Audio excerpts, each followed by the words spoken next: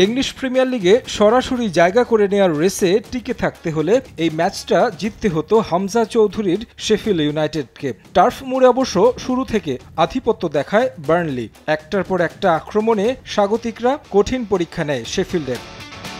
বাংলাদেশি তারকা চেষ্টা করে গেছেন দলকে বাঁচানোর জন্য, প্রতিপক্ষকে রুখতে গিয়ে শিকার হয়েছেন ফাউলের, তবে শেষ পর্যন্ত রক্ষা হয়নি। ম্যাচের 28 মিনিটে লিড নেয় বার্নলি, গোল করেন ব্রাউনহিল। অবশ্য সমতায় ফিরেছিল হামজা চৌধুরীরা, 37 মিনিটে গোল করেন থমাস ক্যানন, তবে সমতা ধরে রাখতে পারেনি সফরকারীরা। বিরতিতে যাওয়ার আগ মুহূর্তে পেনাল্টি পায় বার্নলি, স্কোর করেন সেই ব্রাউনহিল। 2-1 ব্যবধানে এগিয়ে যায় স্বাগতিকরা। এরপর চেষ্টা করেও আর কোনো গোলের দেখা পায়নি শেফিল্ড, হার নিয়ে মাঠ ছাড়ে তারা। প্রিমিয়ার লিগে উত্তীর্ণ হয় বার্নলি।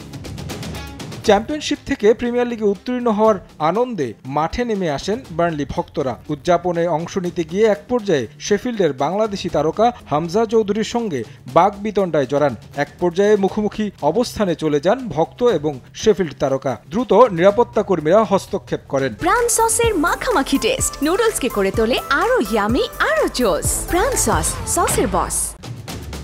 তবে এক পর্যায়ে বার্নলি ভক্তদের দিকে তেড়ে যান হামজা। নিরাপত্তা বেষ্টনী ভেঙে ভক্তদের আক্রমণ করার চেষ্টা করেন তিনি। ফুটেজে দেখা যায় মাঝ মাঠ থেকে নিরাপত্তা কর্মীরা হামজাকে বেষ্টনী দিয়ে ড্রেসিং রুমের দিকে নিয়ে যাচ্ছেন। একরকম জোর করেই তাকে নিরাপত্তা কর্মীরা নিয়ে যায়। তবে কি কারণে হঠাৎ করে হামজার সঙ্গে ঝামেলায় জড়িয়েছেন ভক্তরা, সে ব্যাপারে স্পষ্ট কোনো ব্যাখ্যা পাওয়া যায়নি ইংলিশ গণমাধ্যমে।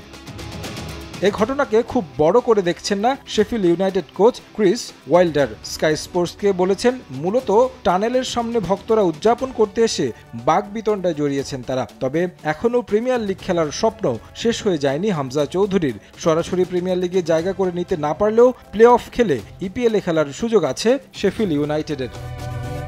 তারেক হাসান শিমুল, সময় সংবাদ।